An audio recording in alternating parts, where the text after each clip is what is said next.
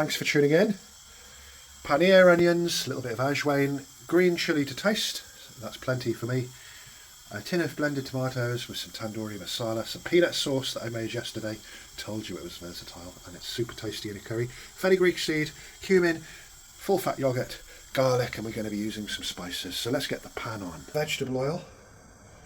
People ask me what oil is best. Any neutral oil. I must say, anytime I see a recipe for curry that includes olive oil, I just shy away from it. People have been cooking these curries for hundreds and hundreds of years. In India, not with tomatoes or chilli, they were introduced by the Portuguese in the 15th century, but with the absence of chilies and tomato, these curries are ancient. So first of all, we're going to crackle off a good quantity, about 2/3 of a teaspoon each, of fenugreek seed and cumin. You can smell that musty aroma of the cumin, and you can smell the fenugreek. It's time to add the onions, pretty thinly sliced. There's 2 here. Again, I'll put all the ingredients in the description of the video. I'm going to add salt to taste. Saute those onions on a medium heat, nice and slow and low.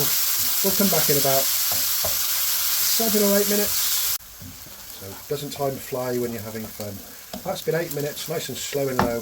Must say, I just love using a wooden spoon over a metal chef spoon any day. Really get contact with your food a lot more. You can feel the textures rather than a heavy steel spoon. You mentioned good oils to use earlier. So nice neutral, as I mentioned. The ghee, full fat butter with a combination of oil, really transcend flavours. And there's a big turning point now with people that are into nutrition, that all the good old-fashioned healthy fats are much better than the fat-free alternatives. It's actually the carbohydrates that is responsible for the weight gain. So next we're going to add some green chilli, plenty of green chilli for taste. Just need to soften those slightly and look at the onions browning nice and gently. It's very much my style of cooking. A good dollop or 2 of turmeric, packed full of health benefits.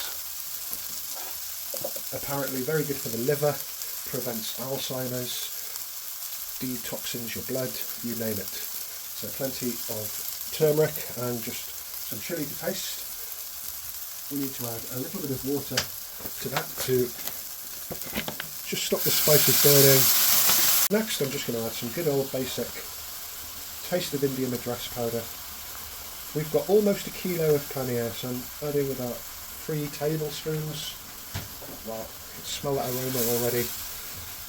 Just give everything a good stir, bring it to a really good temperature, and look at the paste that we've created with those masalas. It's thickened up, it's really hot. You can't tell how hot it is once the moisture disperses.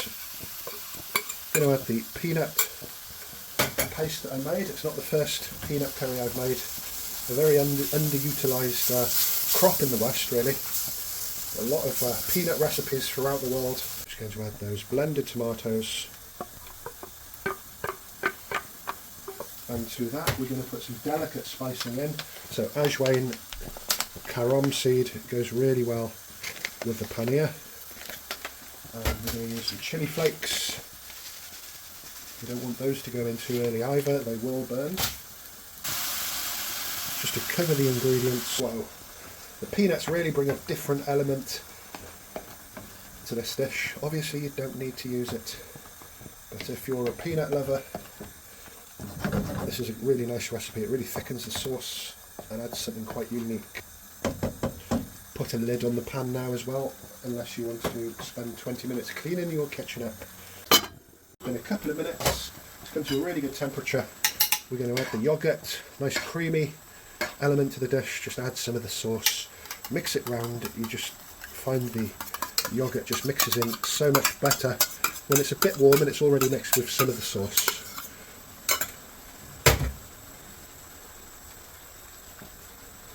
And that's a colour changer, nice and creamy. It'll really go with the peanuts, tone down the chilli somewhat and really complement the paneer.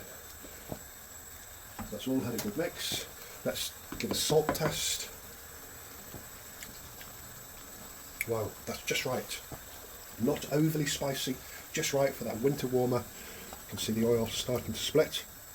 So when people say cube the paneer, these are little dices almost, so nice and small.